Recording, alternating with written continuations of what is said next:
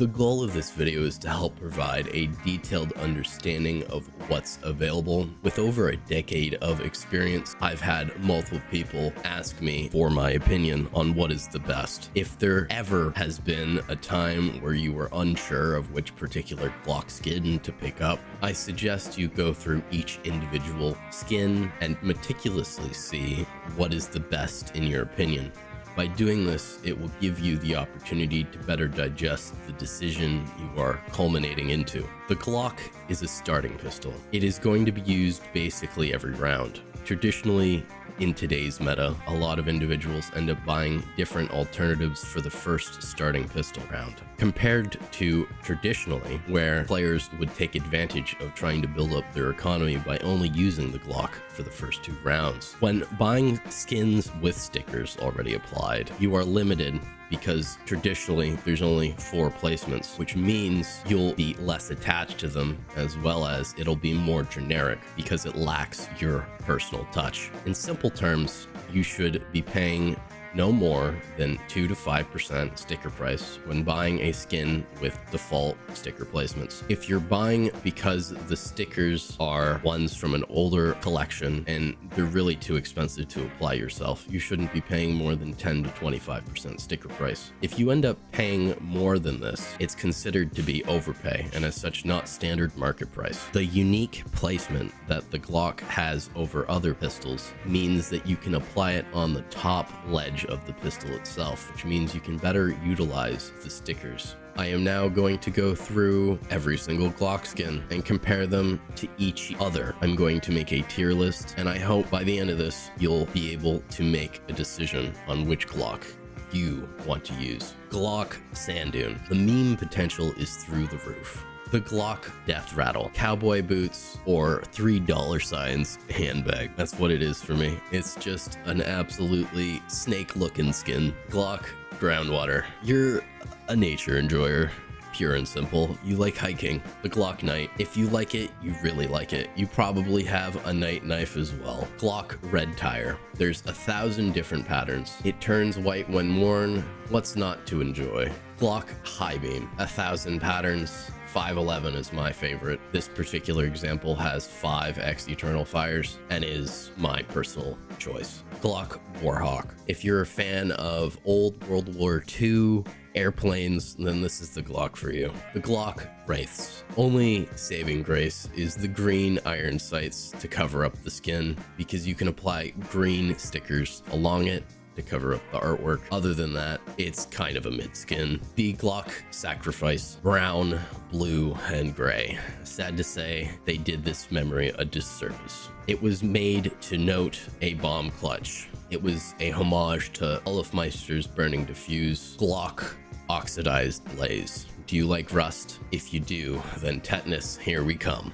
The Glock Ironwork. The closest engraving skin that we have to a watch face. Just put some hollows on the side of it and it looks phenomenal. The Glock Catacombs. 1,000 different patterns. It's neat, but the colors are kind of lacking. So for me, it's mid. The Glock Winterized. It has normal mapping, but once again, I think it's kind of mid. The Glock Blue Fissure. Old school, nice color. The more worn, the bluer it becomes. The Glock Off-World. Looks field tested and factory new. In Battle Scarred, it adds a neat sketch to the artwork. Overall W pick for the price.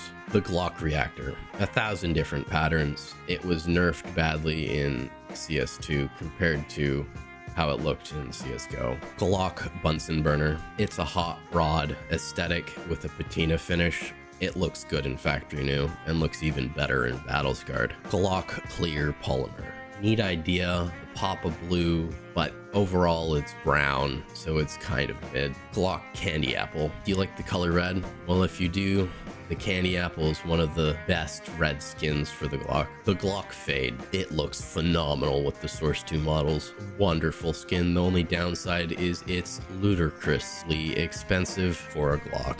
The Glock Synth Leaf. Love the colors. The design itself doesn't overlap well with the gun model. It looks like a blob of color. It's not bad, but it's not great. The Glock-18 Steel Disruption. Do you like shiny skins? Well, the Steel Disruption Garden is one of the shiniest skins out there. They basically took how a normal camo looks and made it into a mirror. It's wonderful compared to how it looked in CSGO. The Glock Franklin, the true embodiment of the dollar symbol, trade up filler exemplified, would have been a great skin if there was a secondary or tertiary color to break it up. But unfortunately, without those, it's been turned into a blob of money on your screen. If you like that, it's an okay skin. The Glock Pink DD Pat, a camo skin turned pink. It's a great idea for a headshot reward in Call of Duty. Not sure if it's a great skin. The Glock-18 Brass. Unfortunately, for me, it looks like yellow. Not exactly a